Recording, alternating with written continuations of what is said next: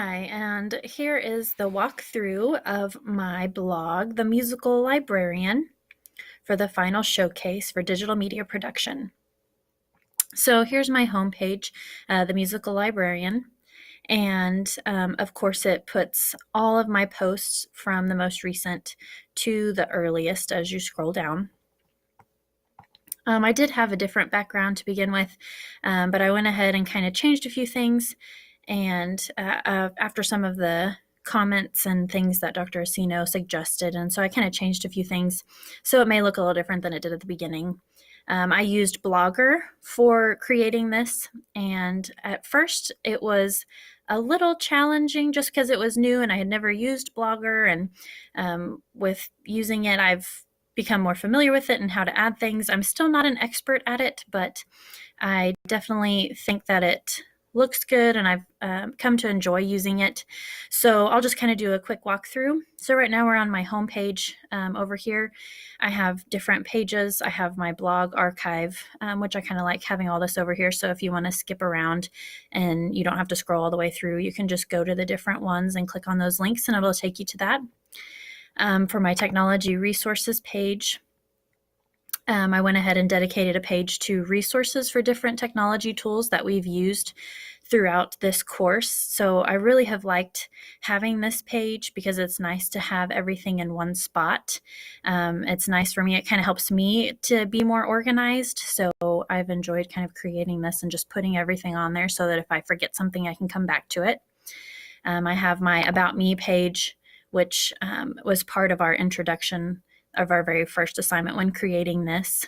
So that way, that one's always going to be over here among my pages. So if I go back home, of course, my first one that you're going to see is the final project, but I'm going to go ahead and go down to the bottom and kind of work our way up. So there's the introduction, and that was our very first one, our digital storytelling, and my embedded digital story animation.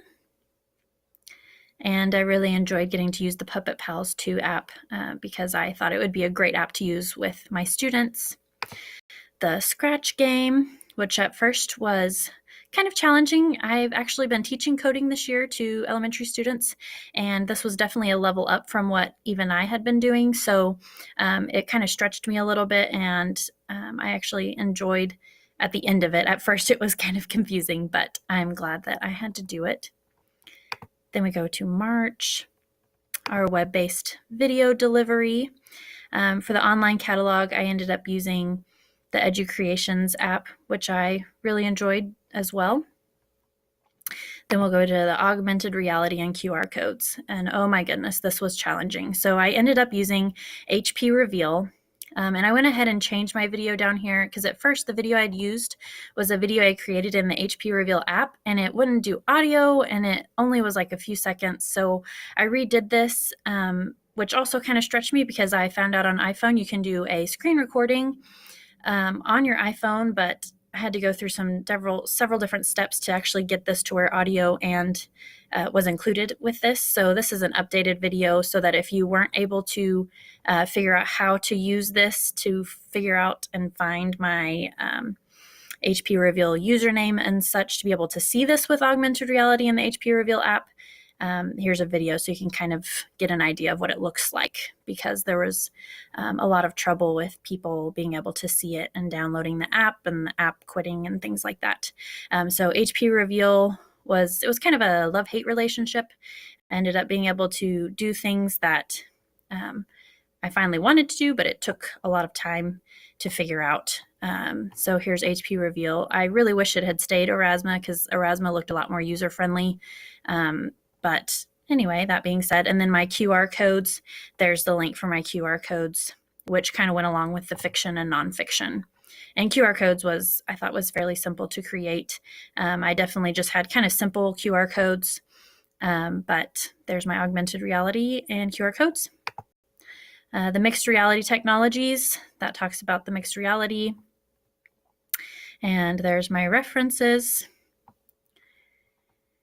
The podcast. At first, this was very overwhelming because I was looking at all these different softwares and things you'd have to download and to be able to get audio. And it was, at first, I thought, oh my goodness, this is going to be crazy. But thankfully, I can't remember who posted first, but they used the Anchor FM, and I ended up using this, and I really liked it. I thought it was very user friendly. I liked the layout of it, and I liked all the music that you could add and the intro outros. So I really enjoyed using this, and I thought, hey, I might actually think about doing more of these on this because I really enjoyed it.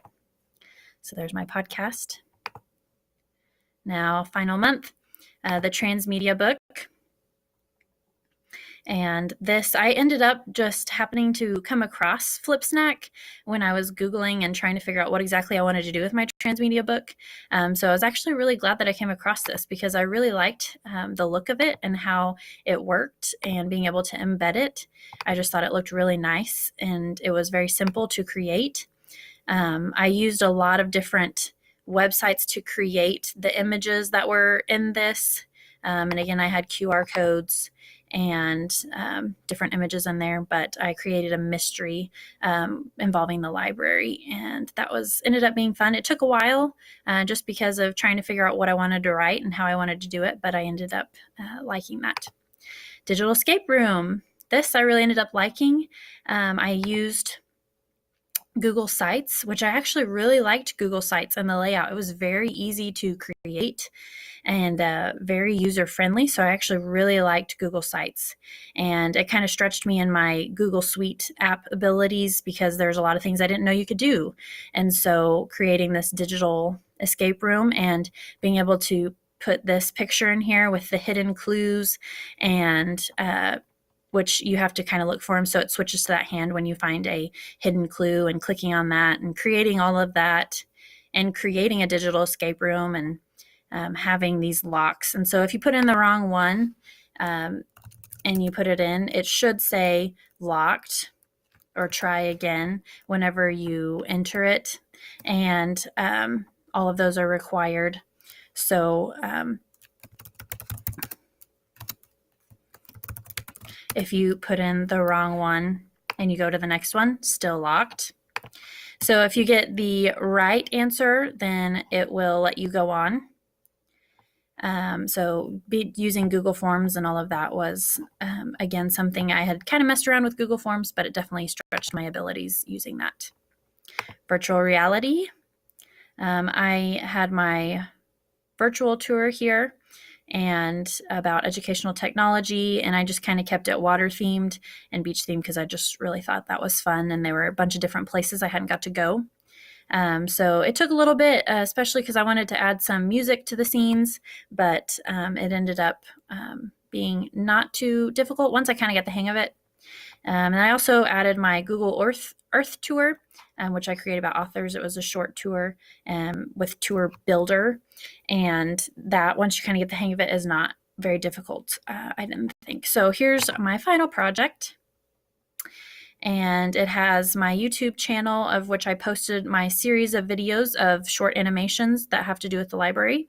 And then the Educreation app, I couldn't share it to YouTube, so I went ahead and just posted those videos as well. So those are all my videos that I created for my final project. And this also kind of stretched me because I kind of get stuck with one resource that I like and I just stick with it. And so I kind of get into a rut. And so I kind of wanted to force myself to use other resources. And I really, really liked Biteable.com for the animated videos. They were really fun to make and had some really cool animations. And it was pretty simple to make once you get in there and start creating. And so definitely this course has stretched me, and I've enjoyed kind of creating a blog, and I will probably keep adding to it and using it because it's really nice to have everything in one place. So I really hope you enjoyed my walkthrough, and I have enjoyed seeing everyone else's work. So I will see you all next time.